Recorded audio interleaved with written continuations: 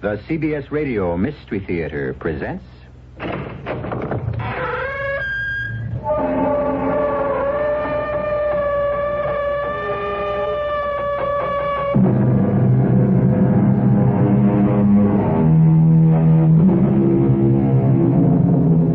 Come in. Welcome. I'm E.G. Marshall. Queen Elizabeth I of England once said, "I will never, by violence, be constrained to do anything." History records that good Queen Bess was more attentive to truth with another statement, "I shall make you shorter by a head."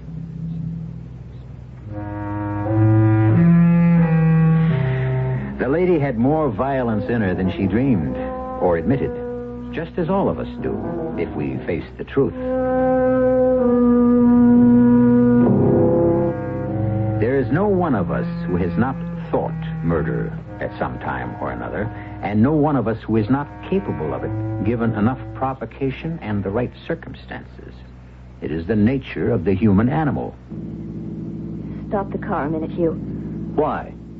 I have something to say before we get home. I'm afraid it will have to wait. It can't. Look, I'm ready to shoot you if you don't. Anne, put that gun away. Now, listen to me. No, I've listened to you too long. Now all the rest is silence. And now there's only me. As it always has been. I'm alone.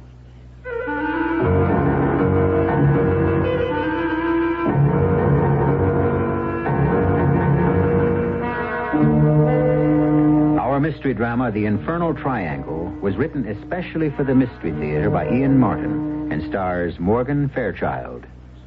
It is sponsored in part by True Value Hardware Stores and Luden's Medicated Cough Drops. I'll be back shortly with Act One. This is a NASA space note from the National Aeronautics and Space Administration. When the Space Shuttle, a versatile, reusable space transportation system, begins operation in the early 1980s, one of its major jobs will be to carry a manned laboratory into Earth orbit. Called Space Lab, this scientific workshop is now being financed and developed for NASA by 10 European countries.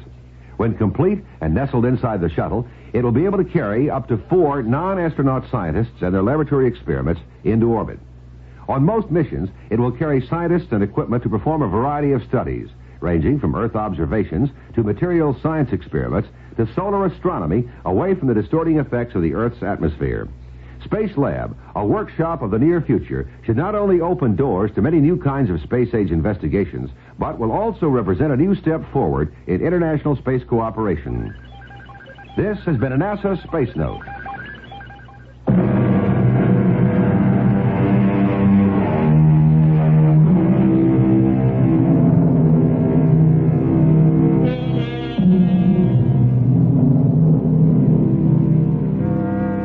On the morning when all this begins, nothing could be further from Anne Fairchild's mind than violence.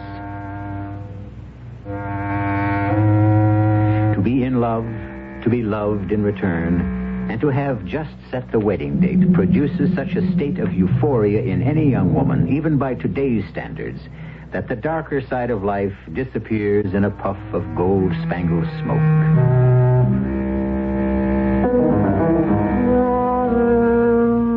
Unfortunately for Anne, that smoke is as impermanent as castles in the air, and the forces of darkness are brooding and gathering to descend, bringing with them a disaster beyond her wildest dreams.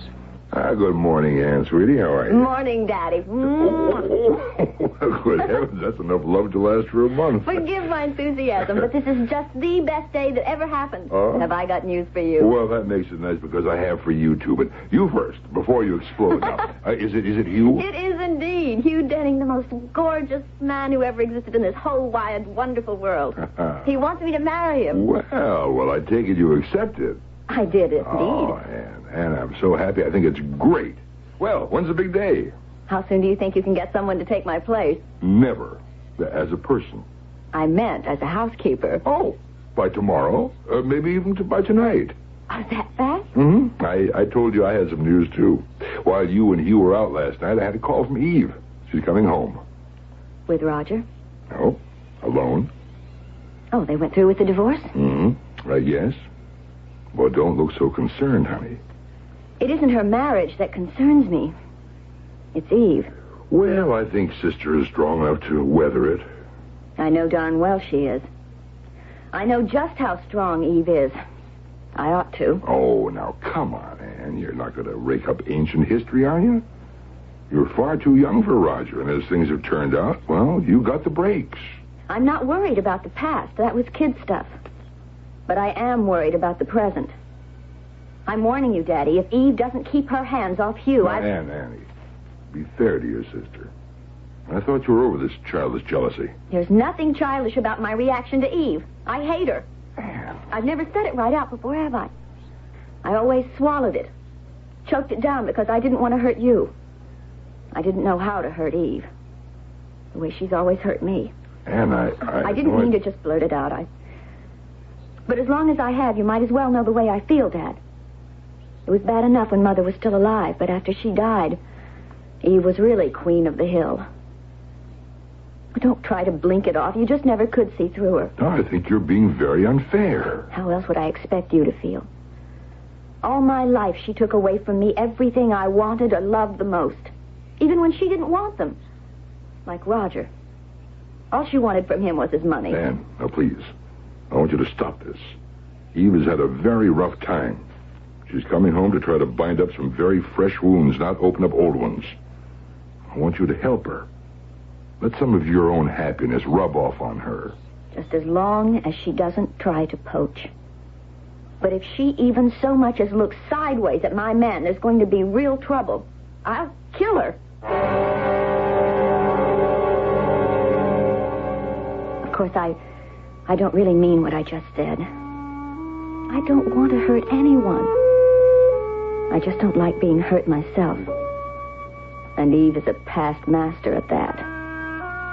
Oh, it goes back so long I can't even remember where it started, or maybe it just always was.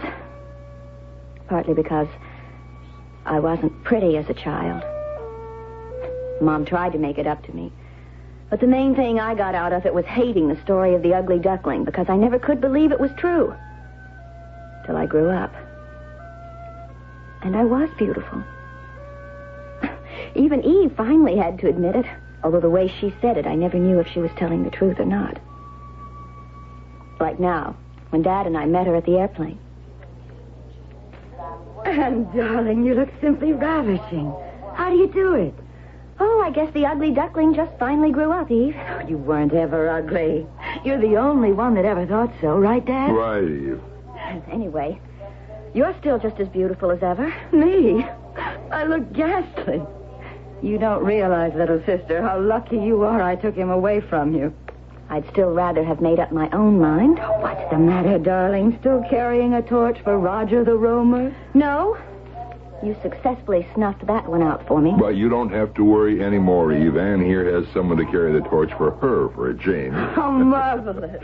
A new lover. A man who's in love with me. And better than that, from a father's point of view, wants to marry her. But that's wonderful. When? We haven't set a date. Oh, I can't wait to meet him. His name is Hugh. Hugh Denning. And I wish you didn't have to. Didn't have to what? Meet him, ever. I want to warn you, Eve. This is one I'm not going to let you steal.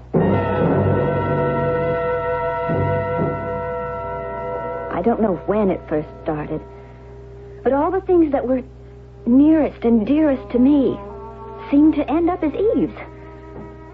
A teddy bear I once treasured. Skates I got one Christmas. Dresses, clothes. Eve got all the ones I wanted. I got the leftovers. And then when we were old enough, boys. Anyone who came to see me always ended up trying to date Eve. Now she was back again. How could I hold on to Hugh? So you're Hugh Denning. I can't deny it. And you're Eve. I've heard a great deal about you. Oh, I wish I could say the same about you. But I'm willing and anxious to learn. I'm here too, remember? Of course, Anne. You're not forgotten. Never for a moment. It's just that this is a big moment. And the man I'm most anxious to meet. Eve, I warned you. I think maybe it's time we all went into dinner. Huh? Not that I mean to interfere, Ann, but don't you have everything ready? Oh, yes, Dad. Suppose you and Hugh sit down, and Eve will help me bring the things in. Eve? Oh, of course. You'll excuse us, Mr. Denning. It's Dr. Denning, Eve. Oh, I'm sorry. I didn't know. I guess I have a lot to learn about you. Are you going to help me in the kitchen? Of course. We must have a nice long talk after dinner, Dr. Denning. Good. I'll look forward to it. Eve, you're not going to start it again. Start what? I told you to lay off Hugh. Oh, for heaven's sake, Ann, what's the matter with you? I'm just trying to get to know someone who's going to be a member of the family.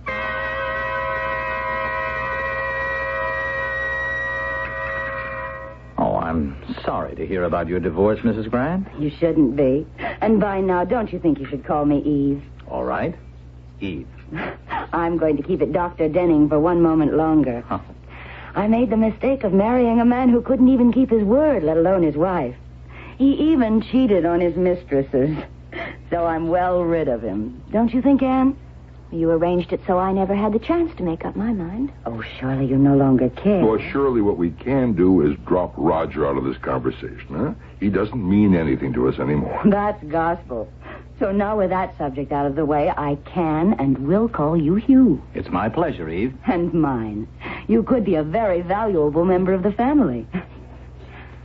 There's a fire in the living room. Why don't we have coffee and maybe some brandy in there? The table has to be cleared. Oh, the dishes can wait. The ice cream will melt, and we need more coffee. Why don't you help me straighten up? Why don't I do that, huh? Hugh and Eve are guests for tonight. Besides, they should have a moment or two to get acquainted under the circumstances. But I don't want her to be alone with... Ann, dear. I think you can trust me, can't you? Yes, but If you want, we can all do the dishes. No. Eve is tired. This is a long trip. It's her first night home. Do me a favor, Hugh, huh? You keep her company while Ann and I clear away, all right? I think that's a good idea. I've been looking forward to meeting Ann's sister. Ann, I guess so. you do remember we discussed this? Yes. Then come on, Eve. We'll see you in a little while.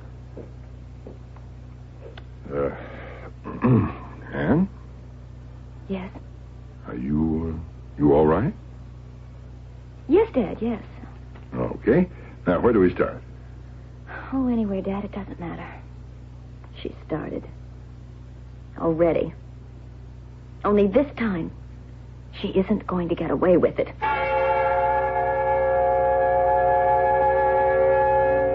But how was I going to stop her? I never had been able to. And in the days that followed, I saw them more and more together, whispering in corners, breaking off quickly when I came in the room. Hugh was avoiding me. Never seeing me alone, he claimed his schedule was jammed, pleaded solid appointments every day. I was getting more and more frantic. I knew I was losing him to Eve, but how to stop it?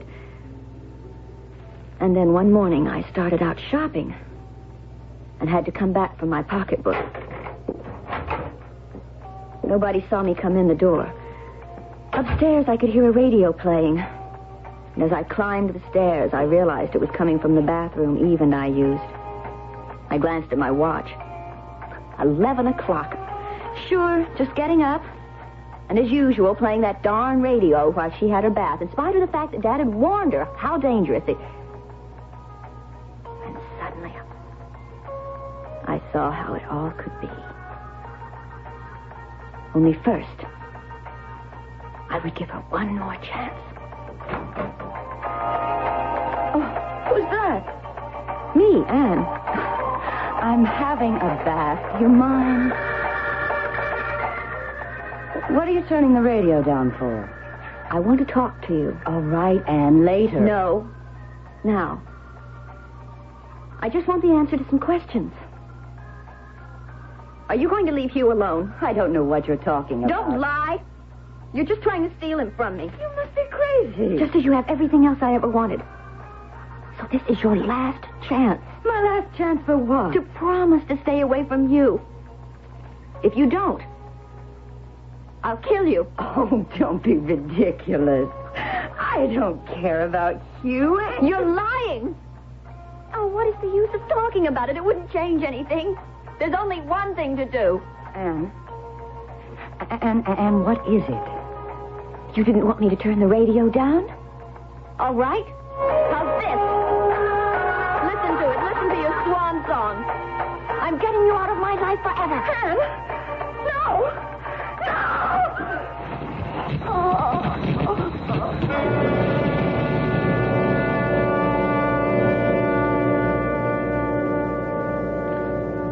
I read it somewhere, but I never quite believed it. It's just as dangerous as people say it is. And you're dead. Eve, dead. I never have to worry about you again. And nobody needs to know I had anything to do with it.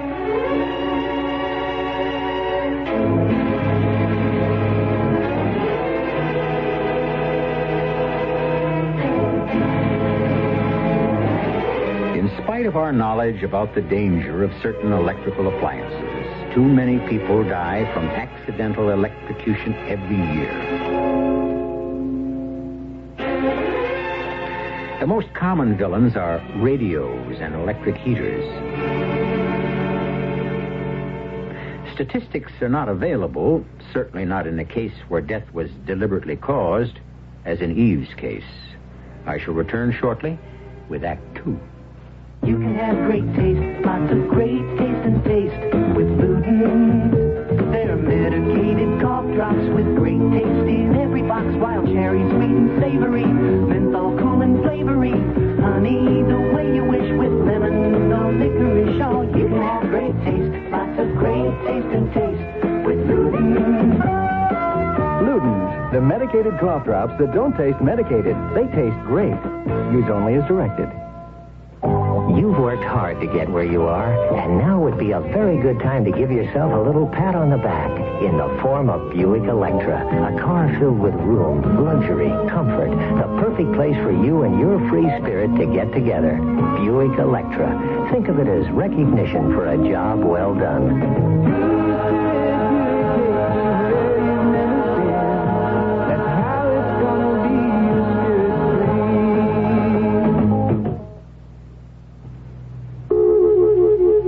Dreams.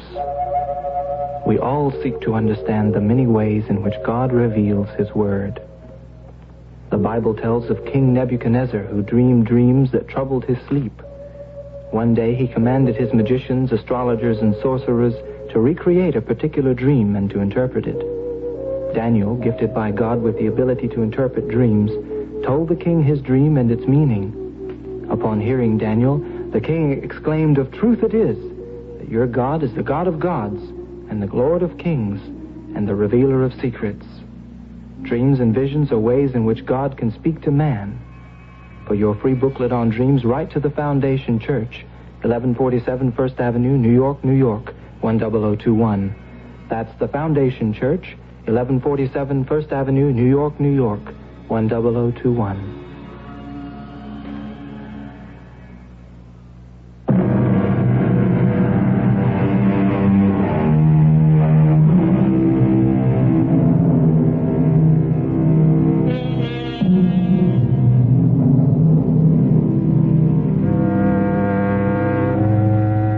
The shocking crime that Anne Fairchild has effected is not the end of her problems, but only the beginning of a new set.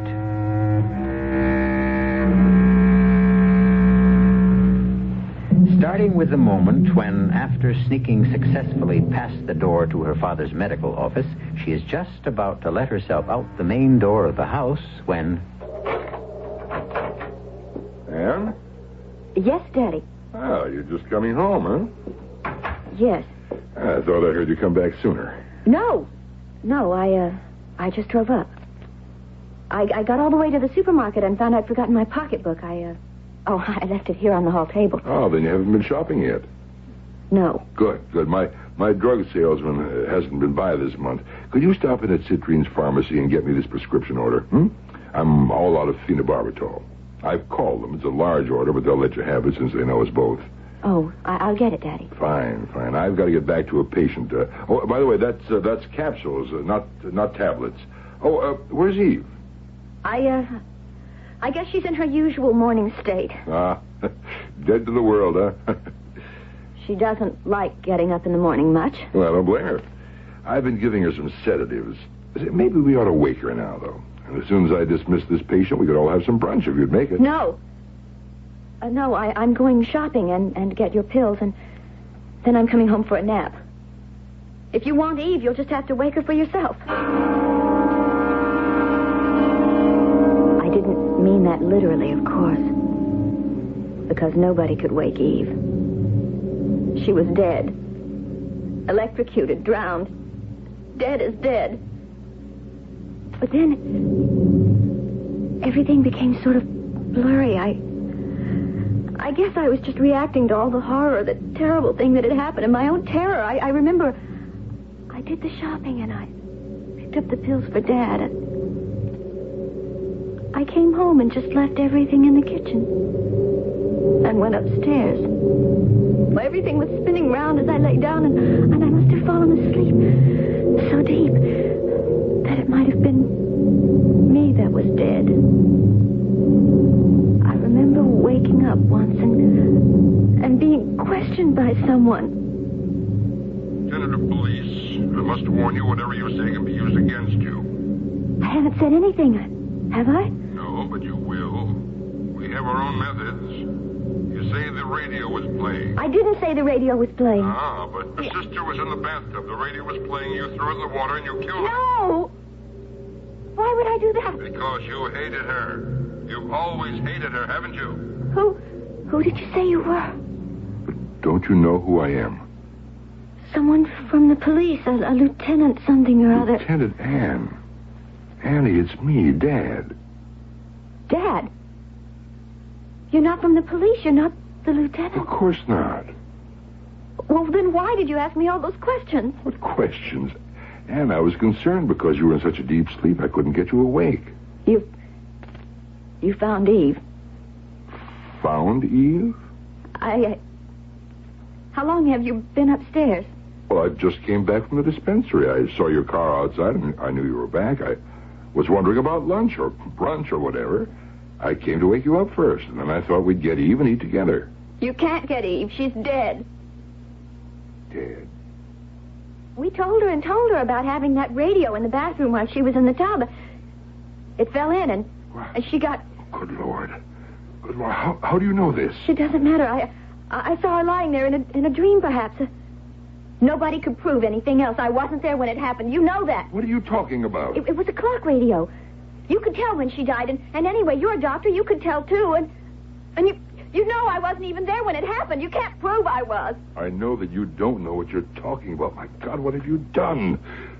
You stay right here till I find out. He didn't have to worry about my staying because I was so woozy again, and suddenly it was like a curtain dropping. The black came and I was asleep. And when I got wakened again, I would have given anything not to be, because the voice that brought me out of sleep was Eve's. Hello, little sister. Heard any good music on the radio lately? Eve.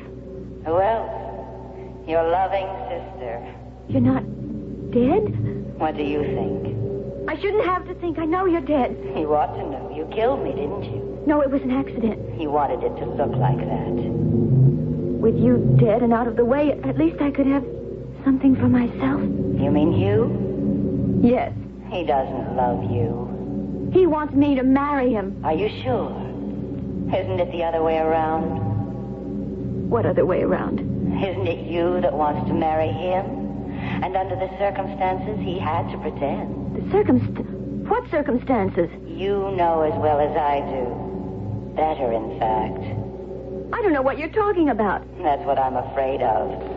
I'm not reaching you, am I? How can you reach me? You're not even here. You're a ghost. You're dead. Dead. The blackness came swirling around me again, and peace for a little while. The blessing of nothingness, of not knowing, of not being. And then, like being in seawater, you can't fight the buoyancy forever. And gradually you rise back through layer upon layer, back to the surface, and life again. The hard and terrible facts of life. No! Why are you shutting me up here? Because you're condemned. Why? Didn't you kill your sister? No, it was an accident. Didn't you want to see her dead? I didn't want her to steal a man I loved. Couldn't you hold the man by yourself? Couldn't you trust him not to betray you? I don't know. I felt that if I didn't have to compete with Eve, I would be safe. So you killed her. Who are you? I might be yourself. No, you're not. You're Hugh. Of course. Who else? I don't want to see you. You don't love me. That's silly. Everyone loves you, Anne. Not you. Not the way I want you to. It's Eve, isn't it? It's always Eve. Easy, darling. Easy. Don't talk to me like a child.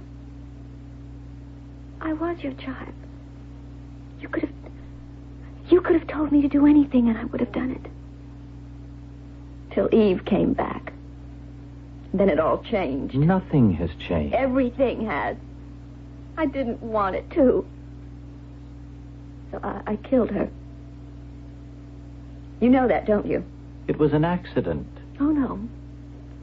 No, I took the radio and threw it into the tub to kill her. Why? Because she was trying to steal you away from me. And she'd never have stopped until she had. Stealing me from you? Yes. You are in love with me, aren't you? Yes.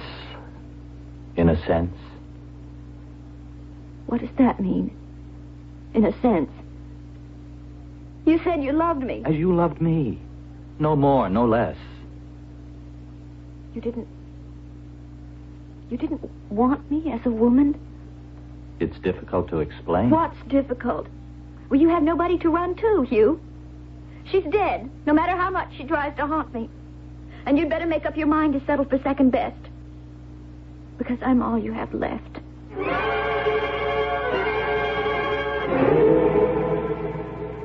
He doesn't want me. He never wanted me. I killed my sister to keep his love, but that wasn't enough. He doesn't love me. He never will. It was all a lie.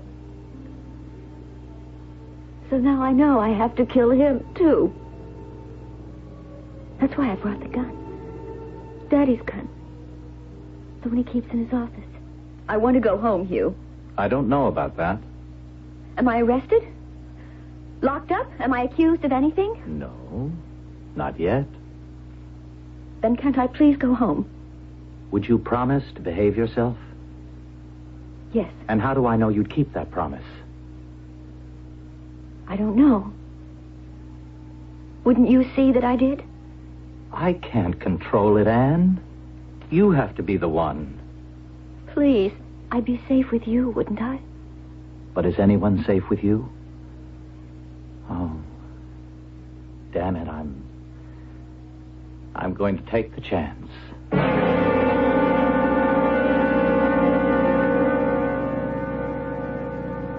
Could you stop the car a minute, Hugh? Why? Oh, right here by the river, please.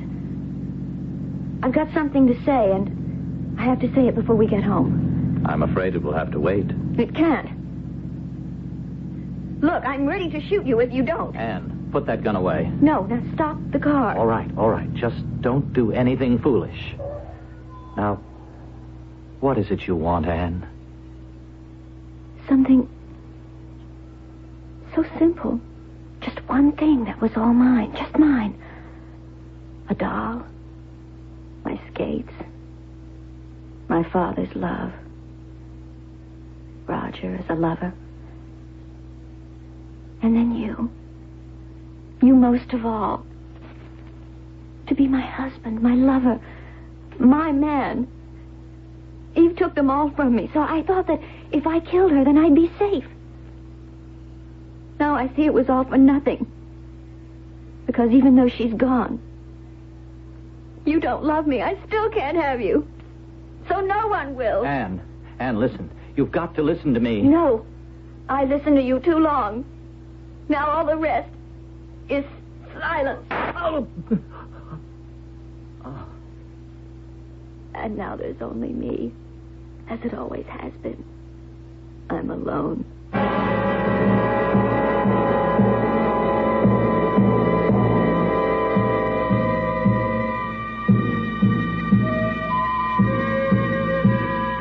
Anne Fairchild.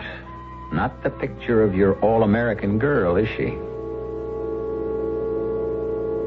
What drives her? How does she expect to get away with 2 murders? Will the second return to haunt her as the first? And what possible redeeming quality makes her story worth retelling? I'll return shortly with Act 3. How you apply paint is just as important as what paint you use. Hi, Pat Summerall to suggest your nearby True Value hardware store for help with both. The what is their True Test paint. And the how, True Test Earl paint brushes and the True Test 5-piece roller painting set. True Test paint brushes have Earl polyester bristles that won't droop, even in latex paints. They outwear ordinary bristles by 3 to 1, and they come in many sizes and shapes.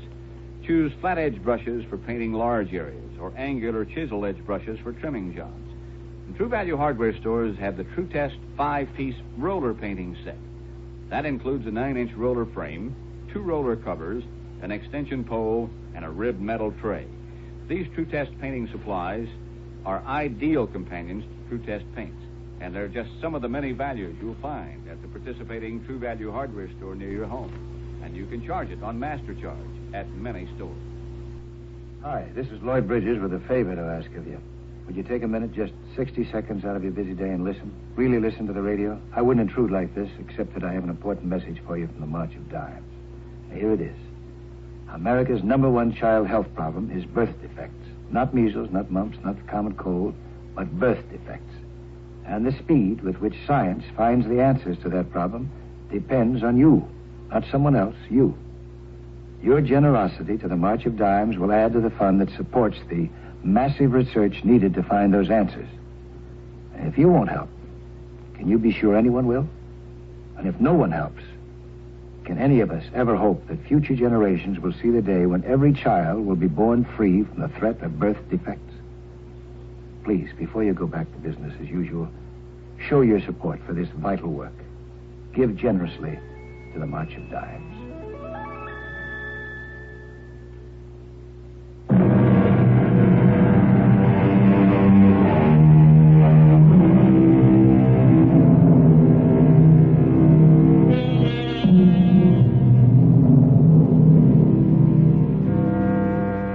For a long time, Anne Fairchild sits looking at the man she has ruthlessly killed. She is immobile, frozen, except for the tears which run silently from her unblinking eyes. For the moment, her body is as dead as Hugh's. Only her turbulent mind is alive.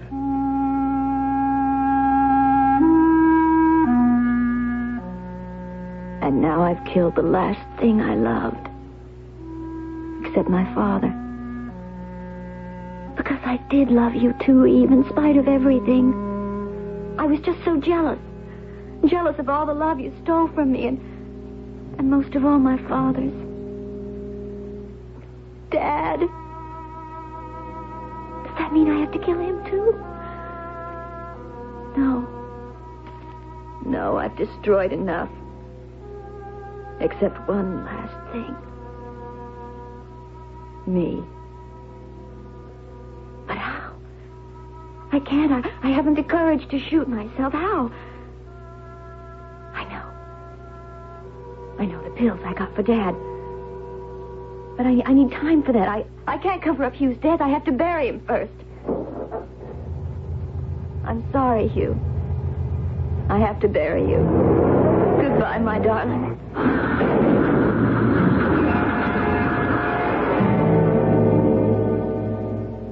I don't remember how I got home. Somewhere I must have fallen because my stockings were torn and I had bruises on my elbows. And there must have been some rain because I could feel my hair plastered to my head. It's funny that I could feel anything outside because inside I was dead. Dead as Eve and Hugh, and as I hope to be soon myself.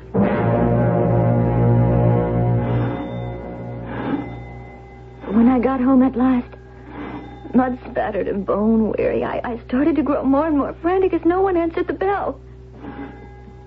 Help me, someone! Help me! Help me! Anne, what in God's name? Come in, child, come in. I thought there was no one here, that I was all alone. No, come into my office. I'll get you something to calm you down. Have a look at how badly you're hurt. I'm all right. I just slipped and fell or something. Now, just a minute, Anne. How did you get away from there? I asked Hugh to bring me. And he let you out? We started off in his car, and then I... Yes, and then? And then I had to kill him. Because he doesn't love me. That isn't true. He doesn't want to marry me, does he? Well, I don't know how to answer that. It doesn't matter. He can't anymore. I made him dead. Just like Eve. Anne. Yes? You say you killed you just as you did Eve. How? How? Yes. How did you kill you? I shot him. Then I got out and put the car in gear and let it roll down the embankment. You say you shot him? With what? With your revolver, the one you keep in the drawer. I thought about shooting myself first and then again afterwards, but I didn't have the courage. Just a moment, Anne. What did you do with the pistol, Anne? Afterward, I mean. The gun, I don't know. Maybe I threw it away. I don't know. I don't remember. But you haven't got it now? No. You can see I don't even have my purse. And you're sure he was dead? Yes. The phone is ringing. Let someone else get it. How can you be so sure he was dead? Because if the shot didn't kill him, he'd have to drown in the river. The phone has stopped ringing. I know. Someone answered it. Anne. What? Why did you want to kill them? Eve and Hugh? Because they stole love from me. The only thing I ever wanted and never could get all my life. But I'm sorry I killed them. Sorry. And there's no need to be sorry because you Oh, haven't... yes. Yes, there is. Because, you see, it didn't do any good. It didn't make me safe or give me what I was looking for. The only person I should have killed was myself. Myself. It's the only way I'll ever be free. Come in. That was you, Dad. He called to say that... That what? Anne had escaped. I told him she was here. No, he couldn't have called. He's dead, just like you are dead, Eve. You can't be alive. Why won't you die and leave me alone? I see it now. The only way I'll ever be rid of it is to die myself. Watch it, Dad. Anne, stop it. Let go. Anne. Let me alone. You all want to be rid of Hold me. her, Just let Eve, me Eve, die. hold her. Can you handle her just long enough for me to get... No, I I'll get a hypodermic. Make it quick. That's it. Why Hold did her I think there. I'd ever win? I just... Easy now. Die, please, God. Anne. Please. Anne, if you'll help me, if you'll just help me, I'll bring you rest. Can't help me. I can't. Why do they haunt me? I've got to hide. Darling, my little daughter Anne, let me help you. You know I will because I love you. You love me, Daddy? Daddy loves me? Daddy loves you. And then the dreams, stretching backwards through all my life, swirling back into the past, darker and darker, till finally I came to the darkest moment of all. I don't know what age I was, very young, 8 or 9 perhaps, and I woke up and couldn't sleep. I climbed out of bed and I listened at my door. Far away, I could hear Mother and Father talking grown-up talk. And I thought, if they'd just hold me for a moment, I wouldn't be scared of night shadows and those goblins that hid in the dark. So I started down the stairs. Absolutely not. But halfway down, No, that's not the truth. I was frozen by what I heard. I never have been very good with children. You know that. I bore you one child. That's all I promised. God, what a child. Eve, everything I could ever have wanted. Bright, beautiful, brimming with life. With only one fault, so I tried again. I'm sorry I couldn't give you the son you wanted so much. Oh, poor, ugly little Anne. You could be a little kinder to her, Jim. Don't you realize that poor, overweight, stumbling child dotes on you? Centers her whole life on you? Waits trembling for even the slightest word of acceptance, of love? Oh, I'm sorry, Jim. She made it so I couldn't have any more children. Lord, I don't blame you. That's fate. And for the love of heaven, Jim, you, of all people, a doctor, can't blame a defenseless child because she turned out to be a girl. There's no way we can change that. Or that I can have any more children even if I wanted to. I know. If only she weren't such a little... Oh, nothing. I mean... Don't sell Anne short. Some children develop late. Maybe Anne is an ugly duckling now. Certainly next to Eve, but give her time. Oh, better than that. Give her love. To love. And not to be loved in return. I think it must be the most terrible thing in the world. And then I started the long climb up. Winding around and around like a spiral staircase. Until suddenly my head breaks water, and I'm back in the world again. I slip out of bed a little unsteady and steal downstairs into Daddy's office. The phenobarbital is in his cabinet. And then they were doing things to me. I could only hear their voices as though they were at the end of some long tunnel. There's nothing more to pump out. We've got to keep her moving. Eve, get all the hot black coffee you can. Your father and I will keep her walking. No, please,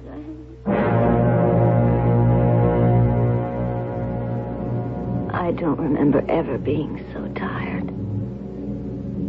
I couldn't even flick my eyelids to save myself. But I know I don't have to. Not anymore. I'm not awake, but I'm not asleep. Just lying here, I can hear every word that follows with marvelous clarity.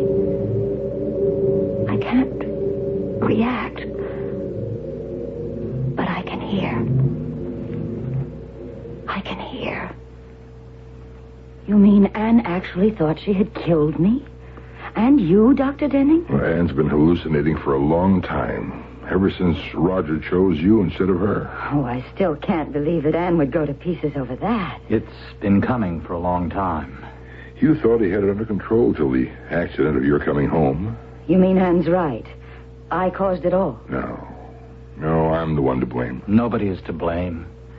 It was only unfortunate that just as I had gained Anne's confidence, at the expense of accepting for myself the love she still harbored, unrequited for her father, you came along, Eve, and were the catalyst that blew things wide open again. Then it is my fault.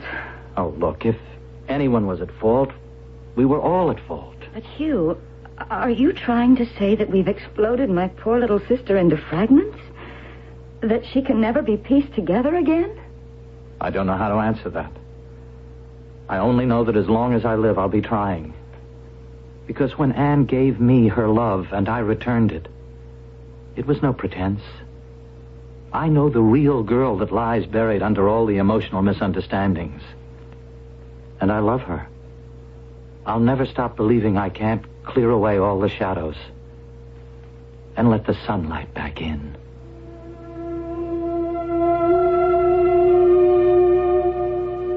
I guess there's a long road ahead. But I don't care. I know I can see my way because there's hope. Hope. That lovely word. And the reason there's hope is because I know all any woman really needs to know. That there is one man who loves me completely. Better than anything else in the world.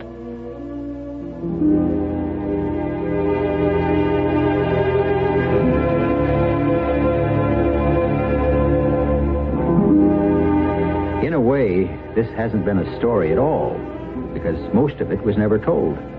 We only heard Anne's point of view, which was mostly illusion. So rather than a story, we might call it a vista to a girl's mind, to a place of shadows that suddenly faded in the light of truth and understanding. A strange visit to a dark room. I'll be back shortly. Okay, I made a mistake. My first mistake. But they say guys like me coming out of jail usually wind up coming right back. I like sitting in the park, but not every day. I want to do something useful. People around here, though, they think you're over 65. You're useless. The man crossed and shoot. Who you kidding, girl? You're nowhere unless you can read. Tough problems call for real solutions, not just talk. If your community has a problem, you need action. Action is skilled volunteers of all ages working together to help solve tough community problems. Write Action, Department Q, Washington, D.C., 20525. Between us, there's got to be a solution. This is a public service of this station and the Advertising Council.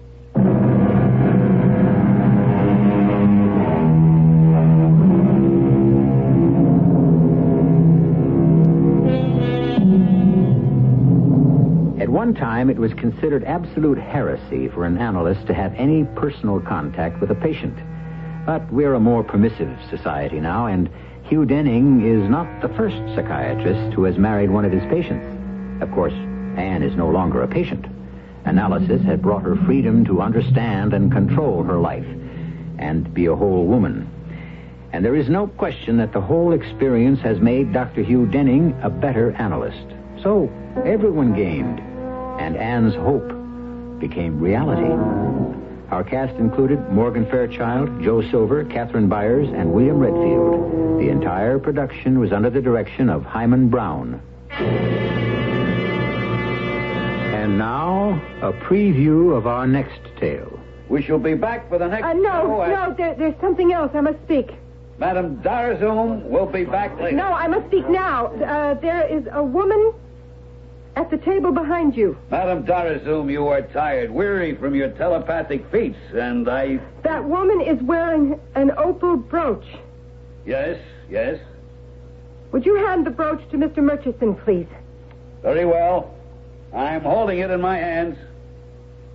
The donor of that brooch is dead. Am I correct? The lady nods her head in the affirmative. You are correct. Wait. The brooch was not given. What are you saying? Reconsider what you were saying. The brooch was taken. The owner of the brooch did not die a natural death. She was murdered. Radio Mystery Theater was sponsored in part by Buick Motor Division. This is E.G. Marshall inviting you to return to our Mystery Theater for another adventure in the macabre. Until next time, pleasant dreams.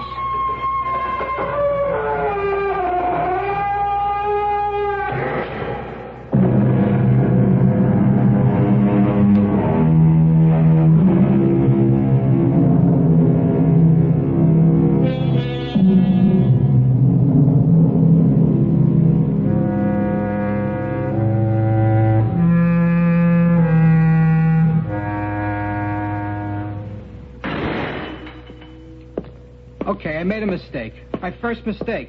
But they say guys like me coming out of jail usually wind up coming right back.